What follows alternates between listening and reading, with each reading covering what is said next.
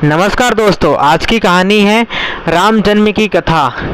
एक समय की बात है, अयोध्या के महाराज दशरथ ने पुत्र प्राप्ति के लिए यज्ञ रखा। इस यज्ञ के लिए राजा दशरथ ने अपनी चतुर्गिड़ी सेना को काले कान वाले घोड़े को छोड़ने का आदेश भेजा। उनकी इच्छा थी कि इस महान यज्ञ में हर कोई शामिल हो, इसलिए राजा ने सभी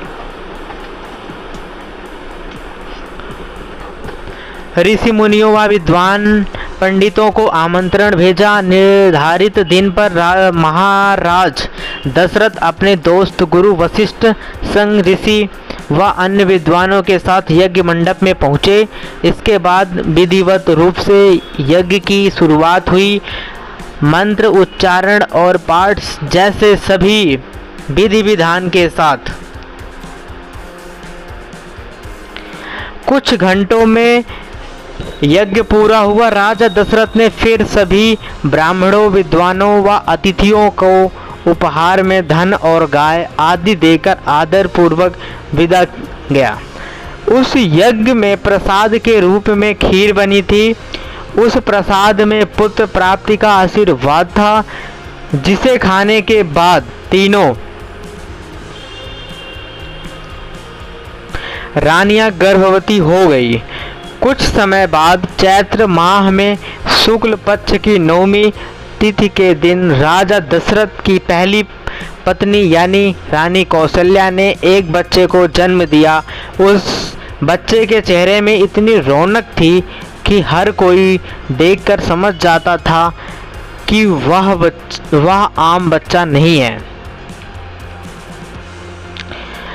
इसी तरह राजा की दूसरी रानी कैकेयी ने एक पुत्र और तीसरी रानी सुमित्रा ने दो पुत्र को शुभ नक्षत्रों में जन्म दिया। राजा दशरथ का महल और नगर चारों पुत्रों के जन्म से खिलखिला उठा।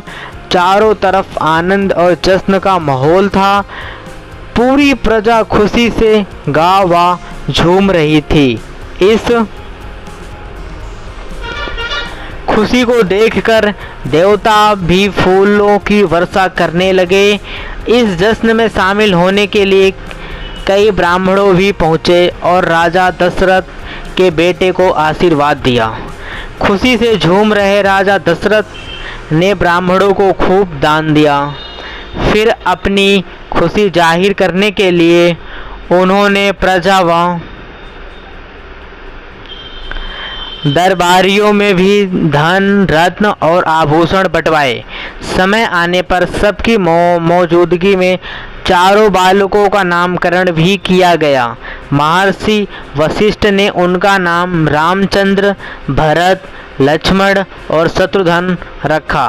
वक्त बीतता गया और धीरे धीरे ये चारों बालक बड़े हुए। इन चारों में राम अपने तेजस्वी गुणों के कारण प्रजा को अधिक प्रिय लगने लगे। अपनी प्रतिभा के चलते वो कम उम्र में ही सभी विषयों में महारत हासिल कर चुके थे। राम में सभी गुण थे, चाहे शस्त्र चलाने की बात हो या हाथी व घोड़े की सवारी, हर चीज़ में वो अव्वल थे। साथ ही वो माता पिता और गुरुओं की खूब सम्मान करते थे। उनके गुणों के कारण बाकी के तीन भाई भरत, लक्ष्मण और शत्रुघ्न भी उनसे काफ़ी कुछ सीखते थे। जब भी महाराज अपने चारों पुत्रों को एक साथ देखते, उनका मन आनंद से भर उठता था। राम में मौजूद गुणों के कारण उन्हें श्री राम और भगवान राम तक कहा जाने लगा। आगे चलकर राम के जीवन पर दो पवित्र ग्रंथ लिखे गए, रामचरितमानस और रामायण।